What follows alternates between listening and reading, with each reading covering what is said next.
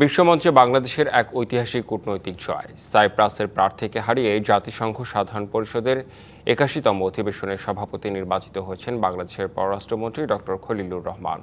এর মধ্য দিয়ে ৪ দশক পর আবারও মর্যাদাপূর্ণ এই পদের দায়িত্ব ফিরল বাংলাদেশ। এই জয়ে খলিলুর রহমানকে অভিনন্দন জানিয়েছেন প্রধানমন্ত্রী তারেক রহমান। নিউ ইয়র্কের জাতিসংঘ সদর দপ্তরে তখন টানটান উত্তেজনা। সাধারণ পরিষদের রুল পার্টি অনুযায়ী গোপন ব্যালটে চলছিল ভোট গ্রহণ।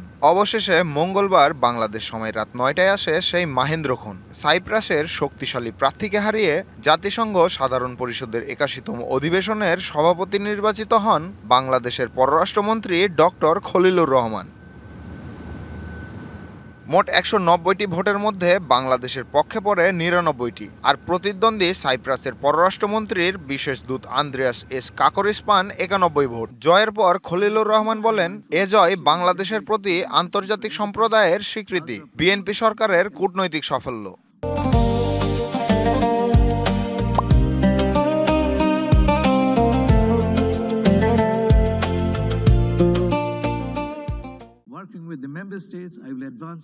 দুই সালের ১৭ ফেব্রুয়ারি বিএনপি সরকারের পররাষ্ট্রমন্ত্রী হিসেবে শপথ নেন ডক্টর খলিলুর রহমান। এর আগে ২৪-এর আন্দোলনে আওয়ামী লীগ সরকার ক্ষমতাচ্যুত হওয়ার পর তিনি মোহাম্মদ ইউনূসের নেতৃত্বাধীন সরকারে প্রথমে প্রধান উপদেষ্টার রোহিঙ্গা বিষয়ক হাই রিপ্রেজেন্টেটিভ হিসেবে দায়িত্ব পালন করেন। পরে তিনি জাতীয় নিরাপত্তা উপদেষ্টার দায়িত্ব পান। খলিলুর রহমান ১৯৭৭ সালে ঢাকা বিশ্ববিদ্যালয় থেকে অর্থনীতিতে প্রথম স্থান এবং একই বছর বিসিএস পরীক্ষায় প্রথম হন। ফরেন সার্ভিসে যোগদান করেন ১৯৭৯ সালে। পরে যুক্তরাষ্ট্রের হার্ভার্ড বিশ্ববিদ্যালয় থেকে অর্থনীতিতে পিএইচডি অর্জন করেন। পররাষ্ট্র মন্ত্রণালয়ে বিভিন্ন পদের পাশাপাশি বেশিরভাগ সময়ে জাতিসংঘের বিভিন্ন সংস্থায় কাজ করেছেন খলিলুর রহমান। চলতি বছরের ৮ই সেপ্টেম্বর আনুষ্ঠানিকভাবে পর্দা উঠবে সাধারণ পরিষদের ৮১তম অধিবেশনের, আর ২২শে সেপ্টেম্বর থেকে শুরু হবে উচ্চ পর্যায়ের সাধারণ বিতর্ক। বিশ্বজুড়ে চলমান যুদ্ধবিগ্রহ, উন্নয়ন লক্ষ্যমাত্রা অর্জন এবং নতুন মহাসচিব নির্বাচনের মতো অত্যন্ত চ্যালেঞ্জিং এক সময়ে এই দায়িত্ব নিতে যাচ্ছে বাংলাদেশ। জাতিসংঘ সাধারণ পরিষদের ৮১তম অধিবেশনের সভাপতি হওয়ায় খলিলুর রহমানকে অভিনন্দন জানিয়েছেন প্রধানমন্ত্রী তারেক রহমান। বৈশ্বিক কূটনীতির সবচেয়ে বড় এই মঞ্চে বাংলাদেশের এই বিজয় আন্তর্জাতিক অঙ্গনে দেশের ভাবমূর্তি ও নেতৃত্বের অবস্থানকে আরও সুদৃঢ় করবে বলেই মনে করছেন বিশ্লেষকরা।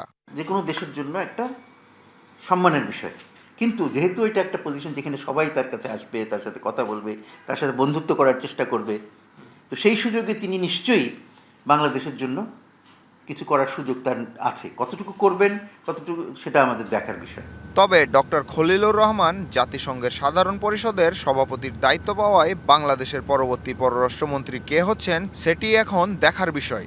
উনি পররাষ্ট্রমন্ত্রী হিসেবে দায়িত্ব পালন করতে পারবেন না, সম্ভব না, কারণ ওইটা একটা তার ফুল টাইম জব। সুতরাং তাকে অন্তত ১ বছরের জন্য তিনি এই দায়িত্ব পালন করতে পারবেন না। সুতরাং এই সময়টাই অন্য কাউকে দায়িত্ব পালন করবার জন্য সরকার, আমার নিশ্চিত ধারণা যে সরকার আর কাউকে দায়িত্ব পালন করার জন্য দেবেন।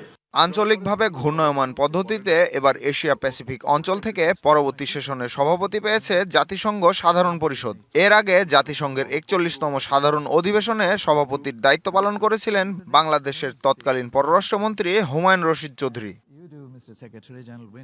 সামিউল ইসলাম, ডিবিসি নিউজ ডেস্ক।